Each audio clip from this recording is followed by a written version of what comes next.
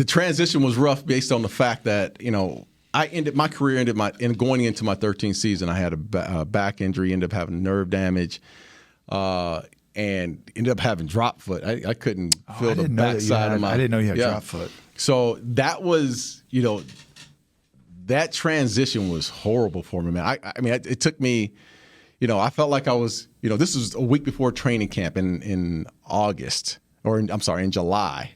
And any end in sight? Like, are you thinking like I got 2-3 years? I got 3 more years on my contract. I'm playing 15 years. Yeah, okay. I mean, I know that's happening. I'm gonna play out my contract and then I'll figure out what I want to do. And I was like in the best. It's almost I was in the best shape of my life when this happened. So I have the injury. I'm thinking I'm gonna get back. This is like a 3-4 week, maybe a 2-month injury, and I'm back. The nerve didn't regenerate. Evidently it takes its time. When it wants to regenerate and fire, then it'll fire.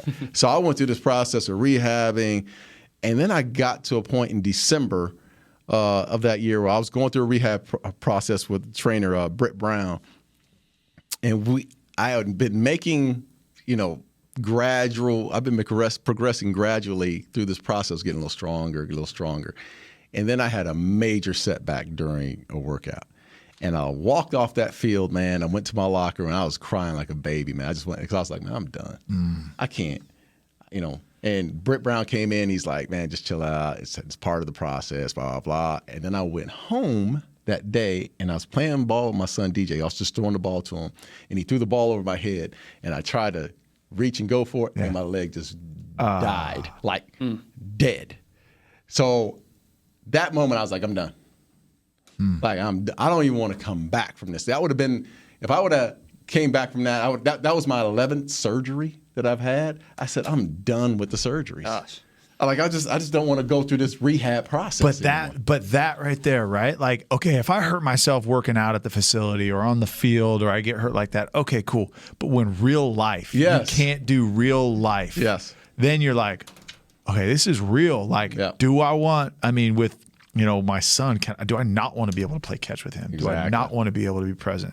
But I mean, to your point, like the transition, I can't imagine that, right? Like I can't imagine being injured alone is depressing enough, right? Not being able to be out there with your team and your brothers. Yeah. But then also to think, is this the end of my career? Yeah. Like, and we just talked about identity. Now who am I? If I'm not a ball player, like who am I? And I was never prepared for that. Yeah. I mean, that wasn't like I prepared mentally to say, okay, this is, I'm gonna, when you get hurt in that kind of fashion, it's not planned, like, to think, okay, well, I'm going to retire on my terms, because football you never retire on your own terms. Football's going to retire you at some point. Yeah, unless you're a kicker.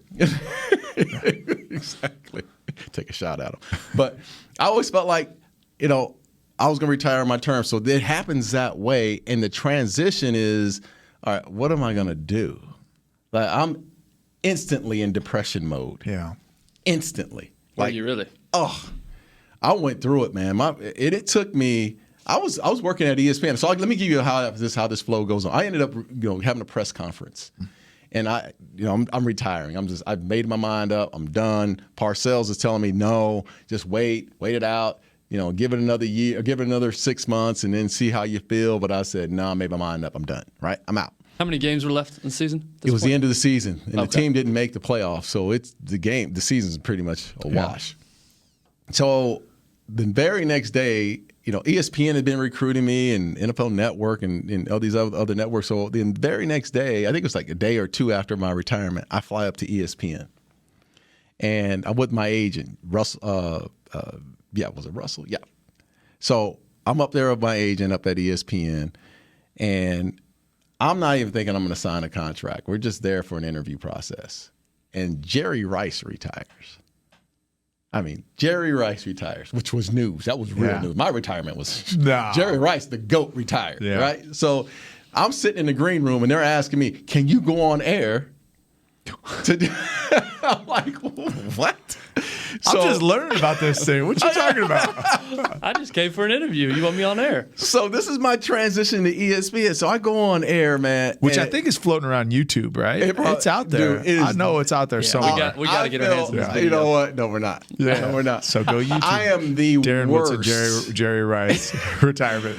I am so bad. I got an earpiece in my ear, and Trey Wingo is sitting next to me. He's interviewing me, and I'm like, I don't even know where the camera is. I'm all over the place, scatterbrained. Someone's telling me, I'm talking Jerry Rice, and someone is in my ear telling me to rap. And the people could see me in the video, man. I'm sitting there, I'm talking to Trey Wingo. Yeah, shut up. I didn't know what rap meant. But I'm like, I'm looking at my ear like, what the heck? Someone talking in my ear? Is that God? What? So, I mean, I was just so green, but I ended up signing with ESPN. But man, I was like the transition. Football was easy for me. I always felt like I had a gift to play the game. TV was the worst.